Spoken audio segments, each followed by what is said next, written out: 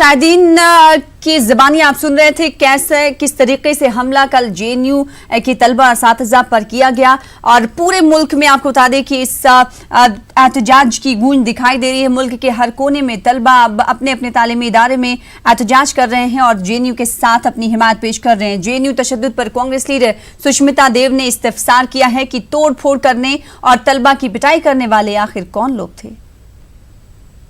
मैं कांग्रेस की सांसद सुष्मिता देव हैं। मैम, किस तरह के हालात जो है जेएनयू में बने हैं उसको लेकर क्या कि जेएनयू में काफ़ी दिनों से फ़ी हाइक पर आंदोलन चल रहा था। वो स्टूडेंट्स की मांग है, देश भर में स्टूडेंट की मांग है।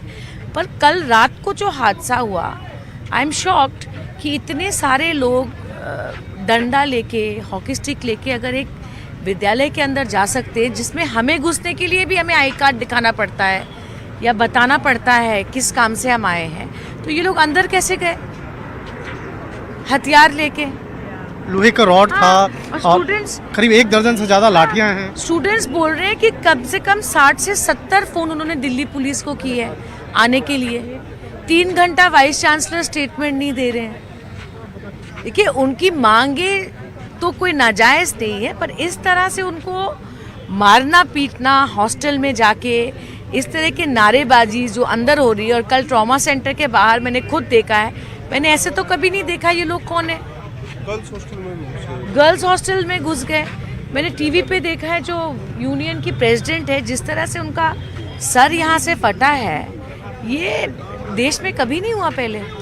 पुलिस क्या कर रही है?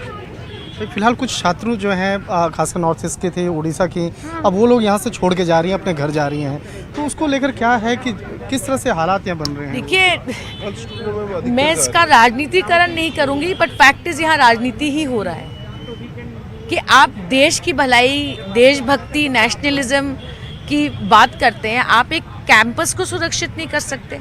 गुंडे घुस गए, मारा है, पीटा है, तो अगर आप एक कैंपस को सुरक्षित नहीं कर सकते, आप क्या होगा देश में?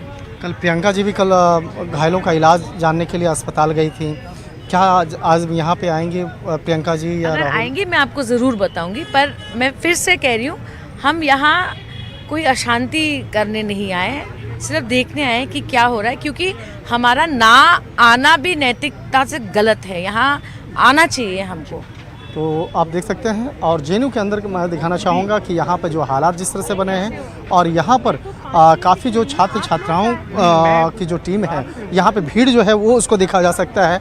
और यहाँ पर आपको मैं दिखाना चाहूँगा कि यहाँ पर अब दिल्ली पुलिस की टीम किस तरह से यहाँ पर पहुँची है, और यहाँ पर अब जेएनयू कैंपस के अंदर में जो दिल्ली पुलिस की टीम यहाँ पे मौके पे मौजूद है, और यहाँ पर छात्रों से भी अपील की जा रही है कि किसी तरह के अफवाहों को ध्यान ना दें। हालांकि सुष्मिता देव की अगर बात करें तो आज उनका भी कहना है कि हो सकता है कि जगह पे प्रियंका गांधी या राहुल गांधी भी यहाँ पर जेएनयू आ सकते हैं।